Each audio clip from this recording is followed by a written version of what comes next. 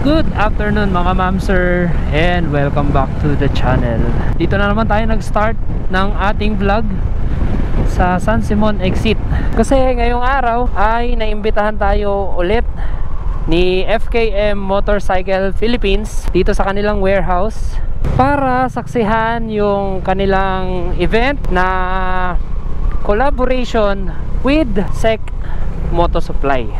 So yun ay gaganapin ng alauna, pero tingin ko wala na tayong masasaksihan dahil anong oras na? 1:42 PM.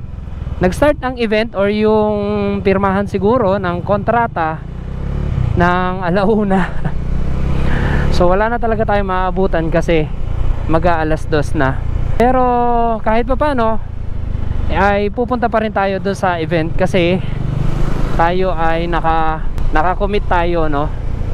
So, bukod sa contract signing ng FKM collaboration with Team SEC Moto Supply, ay meron din silang pa-test ride ng ilang mga motor nila doon, kagaya nung bagong Slick 400. Bago tayo makarating doon sa planta, i-spoil ko na kayo kung ano ba yung magiging pirmahan nila. So ito yung poster ng FKM. Yan yung kanilang promo. Kaklaruhin natin yan mamaya kung yung promo na yan ay this November lang ba or hanggang December. So for every purchase of scooters, meron kayong matatanggap na SEC box at saka SEC half face helmet for free. Iba pa tong mga inclusions na nasa bandang kaliwa, no? At para naman sa mga scrambler type na motor, for every purchase ay makakatanggap kayo ng full face helmet from SEC for free. Ayan. So yan yung kanilang papromo ngayon in collaboration with SEC Moto Supply. So bago tayo makarating doon, thank you so much FKM Motorcycle Philippines dahil in-invite nila tayo. Actually kanina pa kasi talaga ako nakaalis ng 9 na kung hindi lang tayo nasiraan, ano, kaya ang dumi-dumi ng kamay ko kasi naputulan tayo ng kadena kanina. So 40,000 na kasi natakbo nitong motor natin at sumuko na yung ating o-ring chain. Nakakahiya naman. Ayun. Yeah. So tara, pasok tayo dito sa kanilang planta. Bisita muna ako sa loob.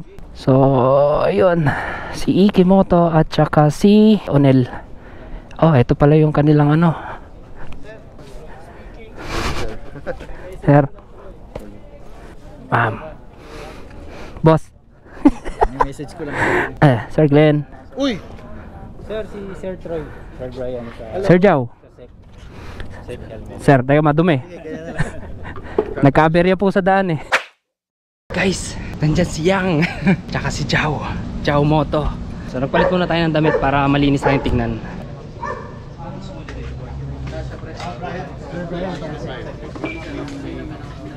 Sir, so ayan yung mga available demo bikes natin. Test ride ya? Or pang uwi na yan. So meron tayong ADV 150 na standard, may 3GP, Falcon 400X. Ito yung ginamit ni Ian Jamich nung Cordillera Level 2 Venture 180. At ito yung bago nila na ano, ganda ng kulay, grabe. Agaw tingin, ano? Slick 400. So guys, ipaliwanag ko lang ng kaunti sa inyo. Itong SEC Moto Supply na to, ito for every purchase of scooter, no? Ito ang makukuha, itong promo nila ngayon. Ayan. And then pagdating naman sa mga scrambler type, ayan, yung mga full face helmet natin ng SEC. Ito, meron pa tayo dito, yung mga ultimate natin.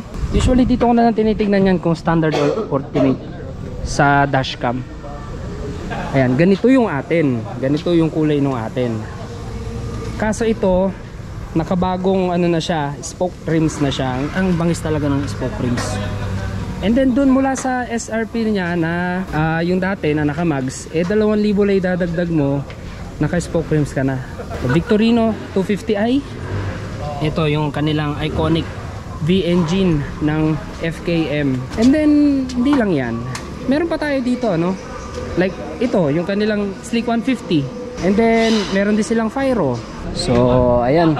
Congratulations sa FKM Motorcycle Philippines and sa Team Sec Moto Supply. So, hindi limited time yung kanilang collaboration, ano? Continuous na yan. Kumbaga parang partner na talaga ni FKMC Sec.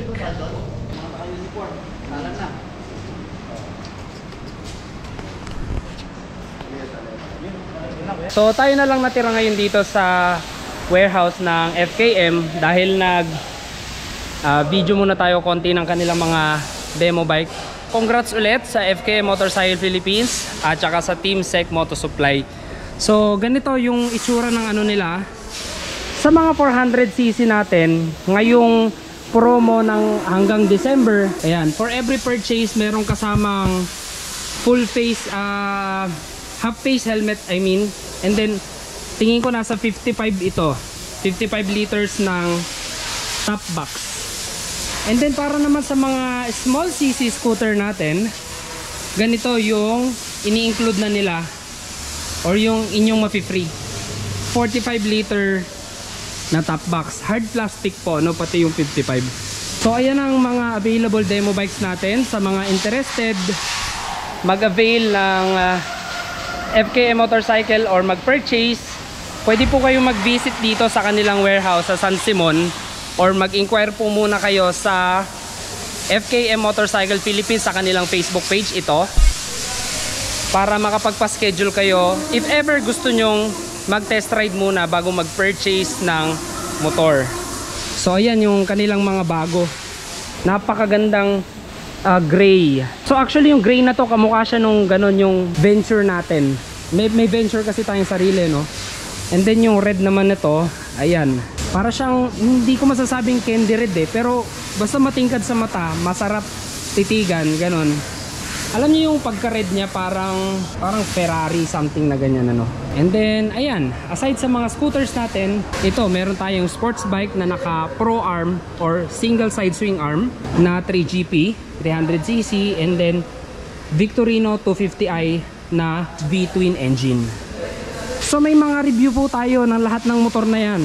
Kaya if ever interested kayo na i-check muna yung mga reviews natin sa mga bikes na to, pwede nyo silang i-search, ano, yung title lang o yung pangalan, and then dugtungan nyo lang ng Sir Troy sa likod or scroll nyo lang yung ating channel dyan at makikita nyo yan kasi puro FKM yung mga upload natin, ano.